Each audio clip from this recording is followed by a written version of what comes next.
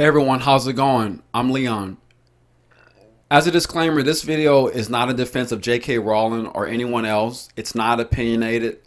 I am simply going to read the article or the essay that she wrote on her website. It's titled J.K. Rowling Writes About Her Reasons for Speaking Out on Sex and Gender Issues. The reason why I'm doing this is because on today I noticed a Yahoo article that was saying that she was trying to defend herself. And it mentioned this particular essay that she wrote, but it never actually linked the essay. Me personally, I don't like how the news does that. It mentions things and it does not give you the reference point or what you need to actually read in order to form your own opinion. News is very media driven and it's narrative based, and I don't like that. I really would rather you read the article yourself or read the essay yourself. And that's what this video is about. I'm going to basically read it for you. You come up with your own opinion. I'm going to break it up so that way it's a little bit easier to read and listen to. But I'm going to link it in the description box as well, so you'll be able to actually read it yourself. And I'm going to zoom in on the video so you'll be able to actually read along with me. So again, it's called J.K. Rowling Writes About Her Reasons for Speaking Out on Sex and Gender Issues. So let's get started. And by the way, this is not for children. This video will have profanity because there's profanity in the writing. So just a disclaimer, this is not for children. And for those that are afraid of getting triggered or anything like that, this is just a disclaimer for that. So let's get started. This isn't an easy piece to write for reasons that will surely become clear, but I know it's time to explain myself on an issue surrounding by toxicity. I write this without any desire to add to that toxicity. For people who don't know, last December I tweeted my support for Maya Forstater, a tax specialist who lost her job for what were deemed transphobic tweets. She took her case to an employee tribunal, asking the judge to rule on whether a philosophical belief that sex is determined by biology is protected in law. Judge Taylor ruled that it wasn't.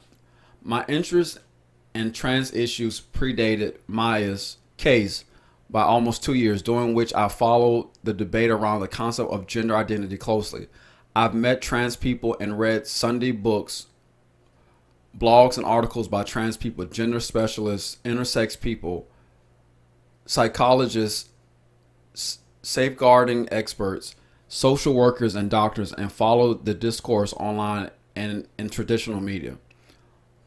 On one level, my interest in this issue has been professional because I'm writing a crime series set in the present day, and my fictional female detective is of an age to be interested in and affected by these issues herself. But on another, it's intensely personal, as I'm about to explain. All the time I've been researching and learning, accusations and threats from trans activists have been bubbling in my Twitter timeline. This was initially triggered by a like when I started taking an interest in gender identity and transgender matters. I began screenshotting comments that interested me as a way of reminding myself what I might want to research later. On one occasion, I absent-mindedly liked instead of screenshotting. That single like was deemed evidence of wrongthink, and a persistent low level of harassment began. Months later, I compounded my accidental like crime by following Magdalene Burns on Twitter. Magdalene was an immensely brave young feminist and lesbian who was dying of an aggressive brain tumor. I followed her because I wanted to contact her directly, which I succeeded in doing. However, as Magdalene was a great believer in the importance of biological sex and didn't believe lesbians should be called bigots for not dating trans women with penises, dots were joined in the heads of Twitter trans activists, and the level of social media abuse increased. I mention all this only to explain that I knew perfectly well what was going to happen when I supported Maya. I must have been on my fourth or fifth cancellation by then. I expected the threats of violence to be told I was literally killing trans people with hate, to be called cunt and bitch, and of course for my books to be burned, although one particularly abusive man told me he'd composted them. What I didn't expect in the aftermath of my cancellation was the avalanche of emails and letters that came showering upon me, the overwhelming majority of which were positive, grateful, and supportive. They came from a cross-section of kind, empathetic, intelligent people, some of them working in fields dealing with gender dysphoria and trans people, who are all deeply concerned about the way a socio-political concept is influencing politics, medical practice, and safeguarding. They're worried about the dangers to young people, gay people, and about the erosion of women's and girls' rights. Above all, they're worried about a climate of fear that serves nobody, least of all trans youth, well. I had stepped back from Twitter for many months, both before and after tweeting support for Maya, because I knew it was doing nothing good for my mental health. I only returned because I wanted to share a free children's book during the pandemic. Immediately, activists who clearly believed themselves to be good, kind, and progressive people swarmed back into my timeline, assuming a right to police my speech, accuse me of hatred, call me misogynistic slurs, and above all, as every woman involved in this debate will know, TERF. If you didn't already know, and why should you? TERF is an acronym coined by trans activists, which stands for Trans Exclusionary Radical Feminists.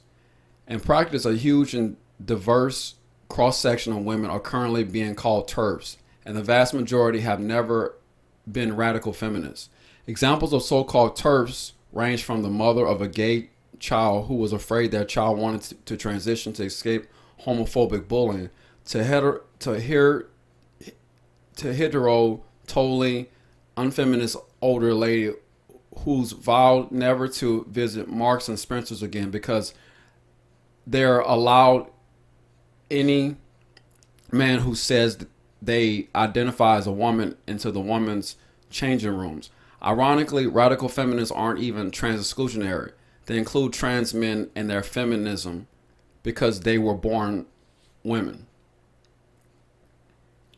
But accusations of turfery have been sufficient to intimidate many people, institutions, organizations I once admired, who are cowering before the tactics of the playground. They'll call us transphobic. They'll say I hate trans people. What's next? They'll say you've got fleas. Speaking as a biological woman, a lot of people in the positions of power really need to grow a pair, which is doubtless literally possible, according to the kind of people who argue that clownfish prove humans aren't a dimorphic species. So why am I doing this? Why speak up? Why not quietly do my research and keep my head down? Well, I've got five reasons for being worried about the new trans activism and decided I need to speak up. First, I have a charitable trust that focuses on alleviating social deprivation in Scotland with a particular emphasis on women and children. Among other things, my trust supports projects for female prisoners and for survivors of domestic and sexual abuse. I have also funded medical research into MS, a disease that behaves very differently in men and women.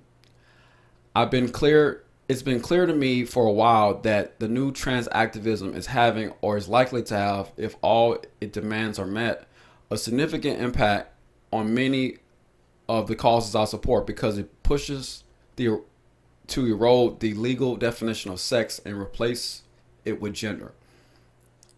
The second reason is that I'm an ex-teacher and founder of a children's charity, which gives me an interest in both education and safeguarding. Like many others, I have deep concerns about the effect the trans rights movement is having on both. The third is, as a much banned author, I'm interested in freedom of speech and have publicly defended it, even until Donald Trump. The fourth is where things start to truly get personal. I'm concerned about the huge explosion in young women wishing to transition, and also about the increasing number who seem to be detransitioning, returning to their original sex because they regret taking steps that have, in some cases, altered their bodies irrevocably and taken away their fertility. Some say they decided to transition after realizing they were same-sex attracted, and that transitioning was partly driven by homophobia, either in society or in their families. Most people probably aren't aware, I certainly wasn't until I started researching this issue properly, that 10 years ago, the majority of people wanted to transition to the opposite sex were male. That ratio has now reversed. The UK has experienced a 4,400% increase in girls being referred by transition for transitioning treatment. Autistic girls are hugely overrepresented in their numbers. The same phenomenon has been seen in the US. In 2018, American physician and researcher Lisa Littman set out to explore it. In an interview, she said, parents online were describing a very unusual pattern of transgender identification, where multiple friends and even entire friend groups became transgender identified at the same time. I would have been remiss had I not considered social contagion as and peer influences as potential factors. Littman mentioned Tumblr, Reddit, Instagram, YouTube as contributing factors to rapid onset gender dysphoria, where she believes that in the realm of transgender identification, youth have created particular insular echo chambers. Her paper caused a furor.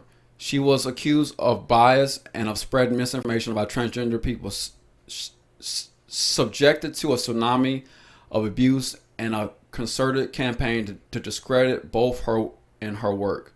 The journal took the paper offline and re-reviewed it before republishing it. However, her career took a similar hit to that suffered by Meyer Forstater. Lisa Littman had dared challenge one of the central tenets of trans activism, which is that a person's gender identity is innate, like sexual orientation. Nobody, the activist insisted, could ever be persuaded into being trans. The argument of many current trans activists is that if you don't let a gender dysphoric teenager transition, they will kill themselves.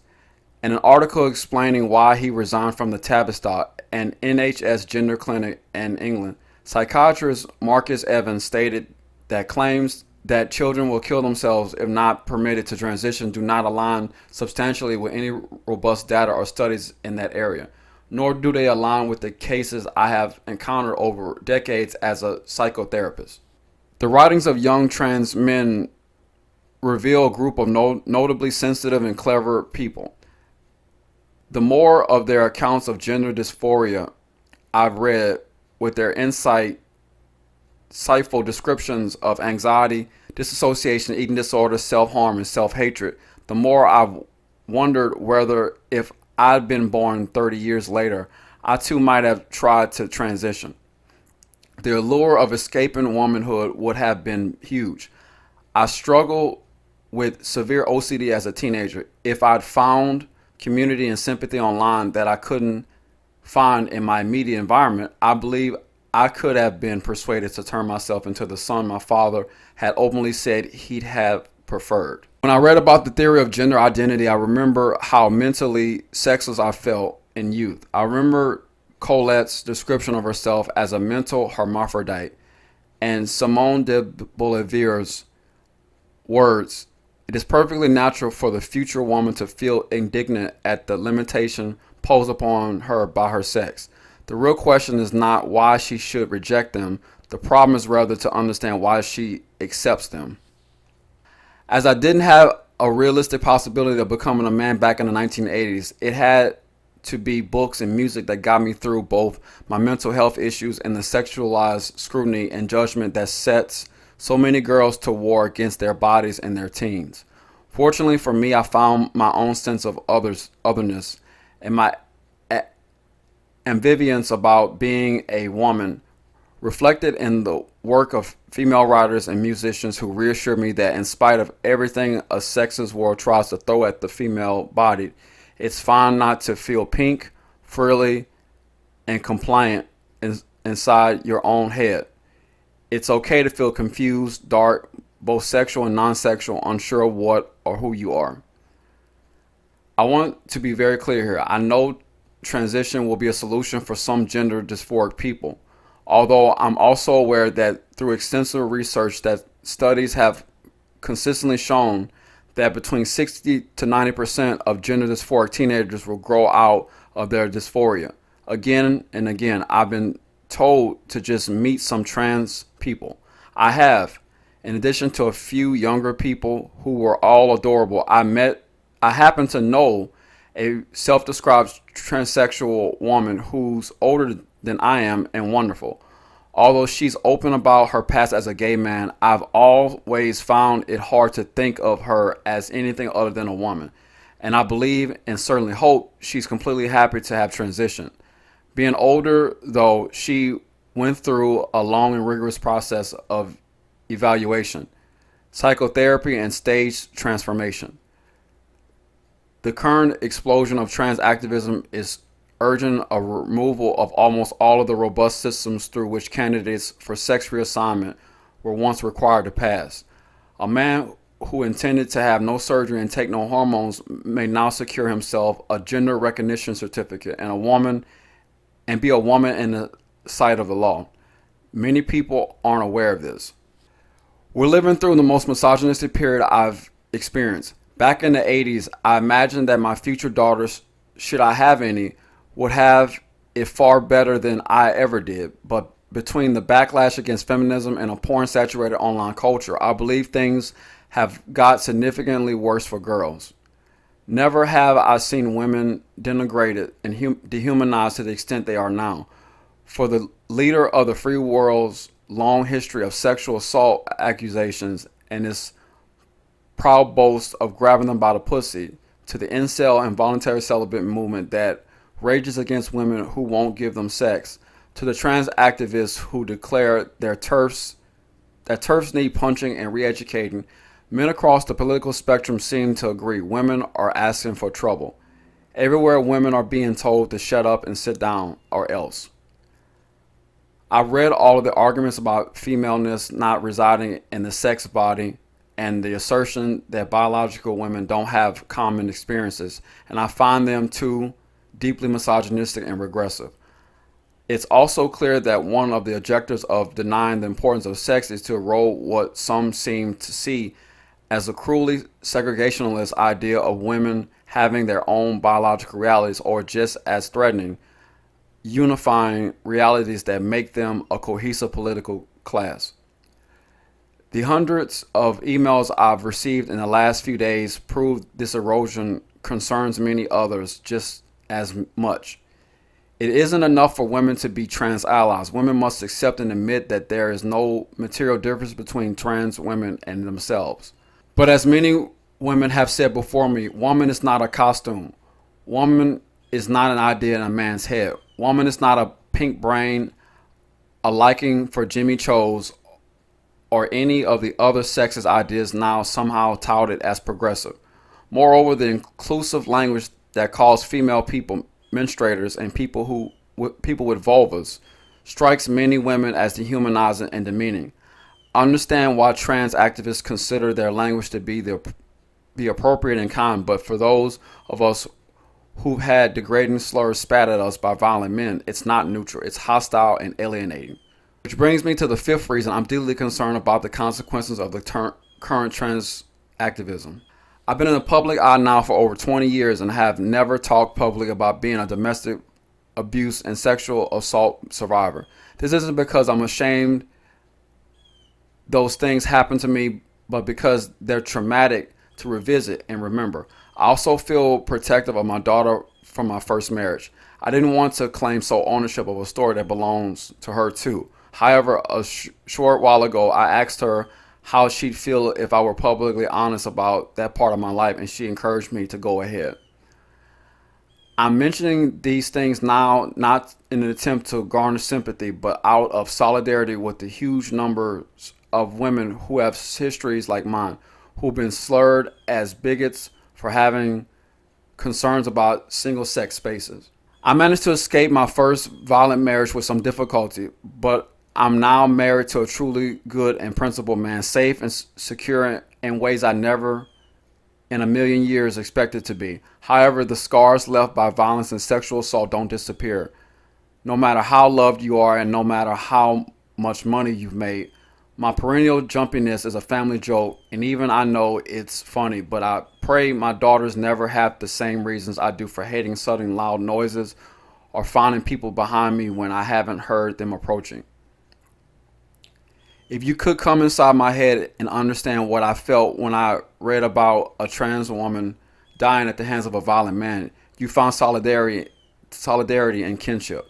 I have a visceral sense of the terror in which those trans women will have spent their last seconds on earth, because I too have known moments of blind fear when I realized that the only thing keeping me alive was the shaky self restraint of my attacker.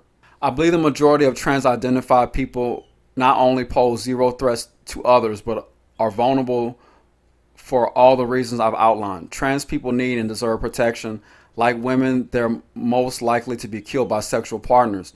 Trans women who work in the sex industry, particularly trans women of color, are at particular risk.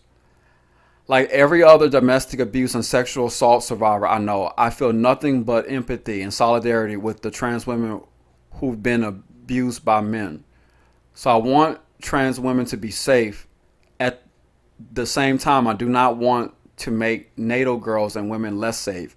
When you throw open the doors of bathrooms and changing rooms to any man who believes or feels he's a woman, and as I've said, gender confirmation certificates may now be granted without any need for surgery or hormones, then you open the door to any and all men who wish to come inside. That is the simple truth.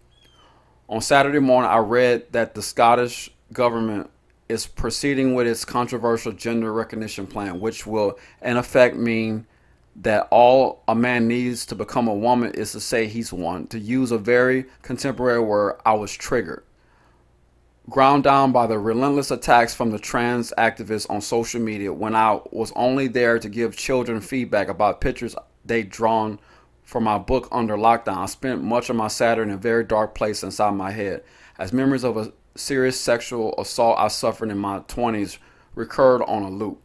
That assault happened at a time and in a space where I was vulnerable, and a man capitalized on an opportunity. I couldn't shut down those memories, and I was finding it hard to contain my anger and disappointment about the way I believe my government is playing fast and loose with women and girls' safety. Late on Saturday evening, scrolling through children's pictures before I went to bed, I forgot the first rule of Twitter: never ever expect a nuanced conversation, and reacted to what I felt was degrading language about women. I spoke up about the importance of sex and have been paying the price ever since. I was transphobic, I was a cunt, a bitch, a turf. I deserved cancellation, punching, and death. You are Voldemort, said one person, clearly feeling that was the only language I'd understand. It would be so much easier to tweet the approved hashtags because, of course, trans rights are human rights, and of course, trans lives matter. Scoop up the woke cookies and bask in a virtue signal and afterglow. There's joy, relief, and safety in conformity. As Simone de Beauvoir also wrote, without a doubt, it is more comfortable to endure blind bondage than to work for one's liberation. The dead, too, are better suited to the earth than the living. Huge numbers of women are justifiably terrified by the trans activists. I know this because so many have got in touch with me to tell their stories. They're afraid of doxing, of losing their jobs or their livelihoods, and of violence. But endlessly unpleasant as this constant targeting of me has been, I refuse to bow down to a movement that I believe is doing demonstrable harm in seeking to enroll woman as a political and biological class and offering cover to predators like few before it. I stand alongside the brave women and men, gay, straight, and trans, who standing up for freedom of speech and thought and for the rights and safety for some of the most vulnerable in our society. Young gay kids, fragile teenagers, and women who are relying on and wish to retain their single-sex spaces. Polls show those women are in the vast majority and exclude only those privileged or lucky enough never to have come up against male violence or sexual assault, and who are never troubled to educate themselves on how prevalent it is. The one thing that gives me hope is that the women who can protest and organize are doing so, and they have some truly decent men and trans people alongside them. Political parties seek to appease the loudest voices in this debate and ignore women's concerns at their peril. In the UK, women are reaching out to each other across party lines, concerned about the erosion of their hard won rights and widespread intimidation. None of the gender critical women I've talked to hate trans people. On the contrary, many of them have become interested in this issue in the first place out of concern for trans youth, and they're hugely sympathetic towards trans adults who simply want to live their lives, but who are facing a backlash for a brand of activism they don't endorse. The supreme irony is that the attempt to silence women with the word TERF may have pushed more women towards radical feminism than the movement's seen in decades. The last thing I want to say is this. I haven't written this essay in the hope that anybody will get out of violin from me, not even a teeny weeny one. I'm extraordinarily fortunate. I'm a survivor, certainly not a victim. I've only mentioned my past because, like every other human being on this planet, I have a complex backstory which shapes my fears, my interests, and my opinions. I never forget that inner complexity when I'm creating a fictional character, and never I certainly never forget it when it comes to trans people. All I'm asking, all I want is for similar empathy, similar understanding to be extended to the many millions of women whose sole crime is wanting their concerns to be heard without receiving threats and abuse.